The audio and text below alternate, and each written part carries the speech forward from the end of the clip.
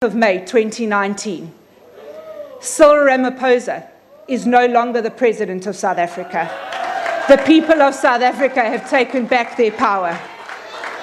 The date is the 10th of May 2019. The President is one, Mr. Mmusi Maimane.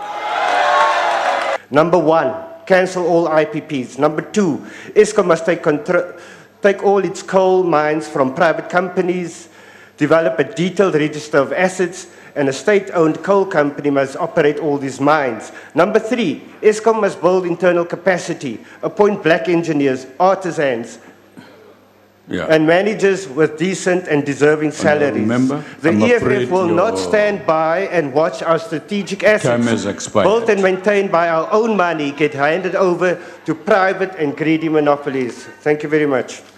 We do, however, trust now that Eskom itself will, under its own directive of the board, take immediate steps, which include legal action to collect the debts owing to Eskom by looters, including former staff. Lastly, Honourable Chairperson, for the sake of political expediency, let us not sacrifice the country. We need to get Eskom working, even if it means getting rid of staff. When somebody wants to buy shares, or they want to buy a business, or they want to take over a state-owned entity, they can only do that because they know they're going to make profits. So the question is, why can we not make the same profits if it is a state-owned entity? Only thing we need to do is make sure we employ people with the capacity, with the integrity to be able to run these organizations, and we won't have this problem ever again. Coal purchasing, diesel purchasing, the maintenance contracts, all of those things need to be looked at. And we want to also support Corruption Watch in its application to the High Court that some of the directors of Eskom must be declared as delinquent directors of Eskom. So as you saw, the DA, they're calling for separate and private generation entity, which the party believes will be the answer to the current impasse at Eskom. This emerged during that national debate in the National Assembly. Now, we on the line to our reporter, Abra Barbier, who is there to tell us more about it. So, Abra, just tell us a little bit more about what the main arguments were of the parties on this issue. Very good evening to you, Tipi. So, well, you know what was said today, it was much more of what we've heard previously. But of course, because this is Parliament, the DA sponsored this motion, and it was headlined as an issue of national importance. It's a national crisis. So what the parties, they argued today, it's what they have been saying over the past few weeks. Of course, Eskom is a highly political matter.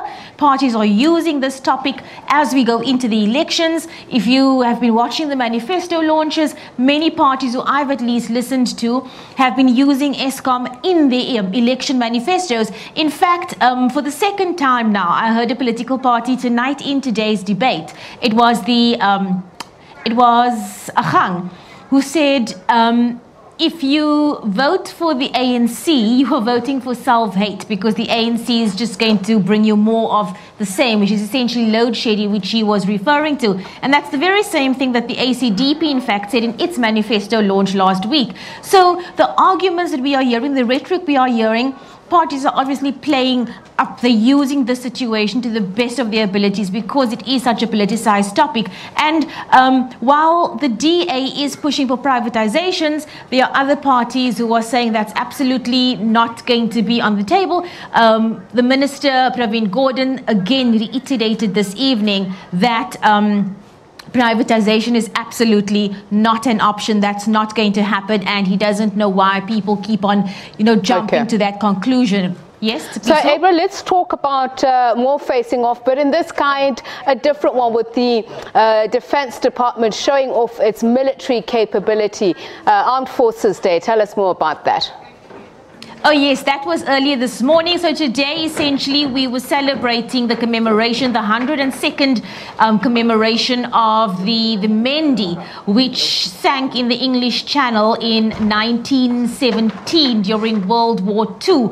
And the bulk of the South African lives lost in that incident were members of the South African Native Corps, who, of course, offered to serve in the Defence Force. No matter what the circumstances were at home at the time, they still chose to fight for South Africa. But their story has not really been as commemorated as others who have lost their lives. And when I say their story, I mean black lives lost during that war have not been commemorated as much as what they should have been over the past few years. So when we celebrate or when we commemorate Armed Forces Day, it is to remember not just the lives of all soldiers South Africa has ever lost, but specifically to remember those servicemen who sacrificed themselves to fight for their country in World War I. One thing that President Ramaphosa made very, very clear today was that he's not happy with the current plaque or war. They have like a memorial somewhere near to the University of the Western Cape, which he visited today. He made it very clear he's not happy with the state of that memorial, and he is speaking to the Defence Ministry because he wants these servicemen's names to be highlighted in a much more honourable way.